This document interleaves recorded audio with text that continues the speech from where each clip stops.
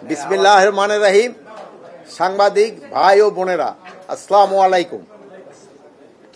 আজকে আমাদের ছিল আইন শৃঙ্খলা সংক্রান্ত উপদেষ্টা পরিষদের 15তম সভা। আমরা প্রথম আলোচনা করেছি যে 14তম সভায় আমরা কি কি ডিসিশন নিয়েছিলাম, ওটার কতটুকু কার্যকারিতা, ওইটা নিয়ে।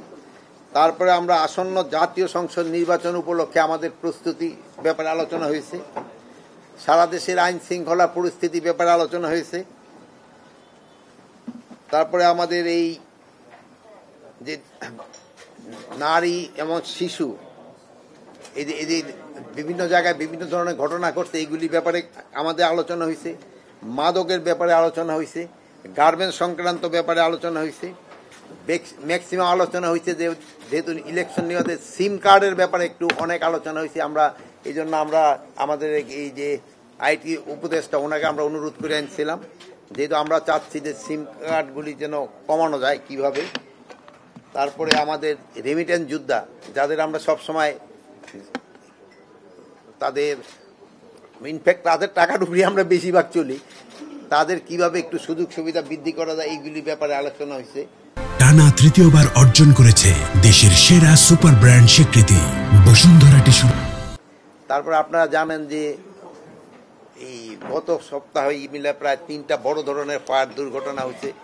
এগুলি ক্ষেত্রে একটা আপনারা সবাই একটু সচেতন করবেন, যেহেতু ফায়ারটা তো একটা দুর্ঘটনা, এটা কিন্তু নিজেদের একটু সচেতনতা থাকা দরকার।